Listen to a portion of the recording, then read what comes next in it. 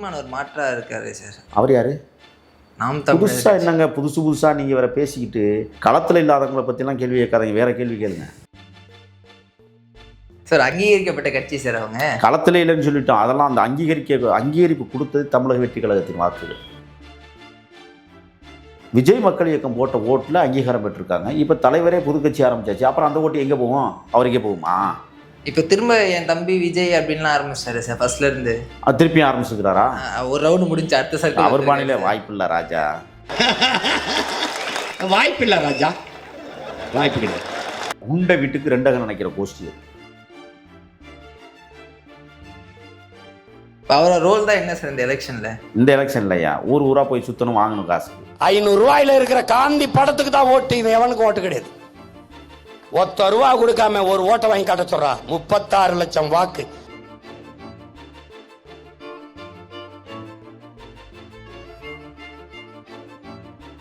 சீமான் ஒரு மாற்றா இருக்காரு சார். அவர் யாரு? நாம் புதுசா என்னங்க புதுசா நீங்க வேற பேசிக்கிட்டு களத்துல இல்லாதவங்களை பத்திலாம் கேள்வி கேட்காதீங்க, வேற கேள்வி கேளுங்க. அறிவுல, வீரத்துல, மானத்துல, கருத்துல எதிலையுமே உங்கள் பிள்ளைகள் குறைந்தவர்கள் அல்ல.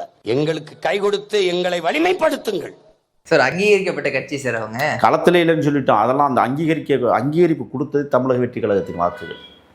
ஏன்னா அப்ப எங்க தலைவர்கள் வந்து மைக்கு வச்சுலாம் வாக்கு கேட்டாரு சார். என் தம்பி எனக்கு தான் மைக்கு பைக்கு எல்லாத்தையும் வச்சு வாக்கு கேட்பாரு. அன்னைக்கு தமிழக வெற்றி கழகத்தின் விஜய் மக்கள் இயக்கம் போட்ட ஓட்டில் அங்கீகாரம் பெற்றிருக்காங்க. இப்போ தலைவரே புது கட்சி ஆரம்பிச்சாச்சு. அப்புறம் அந்த ஓட்டு எங்கே போகும்? அவருக்கே போகுமா?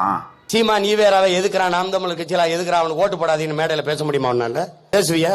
ஏன் ஒத்த ஓட்டு விடாது. இங்க எந்த கொள்கை தலைவனுக்கும் கிடையாது. யாருக்கு? காந்திக்கு மட்டும்தான் ஓட்டு. அப்படிதான் வச்சிருக்கான். இப்போ திரும்ப என் தம்பி விஜய் அப்படின்லாம் ஆரம்பிச்சாரு சார் ஃபர்ஸ்ட்ல இருந்து. திருப்பியும் ஆரம்பிச்சுக்கிறாரா? ஒரு ரவுண்டு முடிஞ்சு அடுத்த சர்க்கிள். அவர் பாணியில வாய்ப்பு இல்லை ராஜா, கூட்டணிக்கு வாய்ப்பு இல்லை.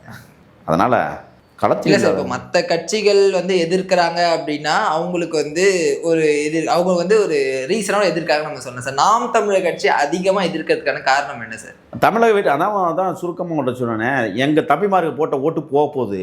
அப்புறம் எங்களை தானே எகிரி அடிப்பாங்க. உண்டை வீட்டுக்கு ரெண்டக நினைக்கிற கோஷ்டி அது. அது தெரியாதா உங்களுக்கு? எங்கள் பசங்க போட்டு தாங்க 8.2, இப்போ 1.2 வருதான்னு பாருங்க. அதனால தான் களத்தில் இல்லைன்னு எங்கள் தலைவர் ஆசுக்கு அழகாக சொல்லி. அவர் தான் சொன்னாரா சார்? சீமான் அவர்கள் தான் சொன்னாரா? ஆமாம், வேற இல்லை அப்படி. ஆமாம், அப்படியே எடுத்துக்கோங்க. அவருடைய வளர்ப்பு பிள்ளைகள் நாங்கள் சொல்கிறோம். களத்திலே இல்லாத கட்சியை பற்றி ஏன் கேள்வி கேட்டு அதுக்கு ஒரு விளம்பரம் கொடுக்கணும். அதுவும் எங்கள் தலைவருடைய அப்படி தவிர்க்க முடியாது சார். அவங்க பின்னாடி இளைஞர்கள் இருக்காங்க, இளைஞர்கள் போறாங்க. அவருடைய பேச்சு தம்பிகள்லாம் மனம் மாறிட்டாங்க. திரள் நிதிலாம் வாங்குறாங்க. அது திரள் நிதி இவங்க குடும்பத்துக்கும் வாங்குவாங்க. தம்பிகள்லாம் மாறிட்டாங்க. மாறி ரொம்ப நாளாச்சு. அவங்கெல்லாம் தலைவரை பின்பற்ற தொடங்கிட்டார்கள். அதுவும் தமிழீழ தாயகத்தின் தேசிய தலைவரை பின்பற்றக்கூடிய தம்பிகளும் இன்றைக்கு தமிழக வெற்றி கழகத்தை பின்பற்றுகிறார்கள். அதுக்கு காரணம் என்ன தெரியுமில்ல? தமிழக வெற்றி கழகத்தின் கொடியும் தமிழீழ தாயக கொடியும் சிவப்பு மஞ்சள் இருக்கிறதுனால மாறிட்டாங்க. அதெல்லாம் தெரியாது அவங்களுக்கு. அங்கே காந்தல் மலரை போடுவான், இங்கே வாகை மலரை சூடுறோம். எப்படி இருக்கு? அங்கே புலி பாய்ச்சல் இருக்கும், இங்கே யானை வெற்றி மாடையோடு நிற்கிது. ஒன்றும் வித்தியாசம் இல்லை. அதனால் தமிழக வெற்றி கழகத்துக்கு தமிழீழ தலைவரின் அன்பு தம்பிகள்லாம் மாறி ரொம்ப நாளாச்சு. அப்போ அங்கே கூடாரம் காலி அப்படின்னு சொல்கிறீங்களா சார்? கூடாரம் இருந்தால் தானே காலியாகிறதுக்கு. இருக்காங்களே சார், 2-3 பேர் இருக்காங்களே சார். அவங்க திரள் நிதி வாங்கிக்கிட்டு குடும்பத்தை வலுப்படுத்திட்டு இருப்பாங்க. அவரோட ரோல் தான் என்ன சார் இந்த எலெக்ஷன்ல? இந்த எலெக்ஷன்லையா ஊர் ஊரா போய் சுத்தணும், வாங்கணும் காசு.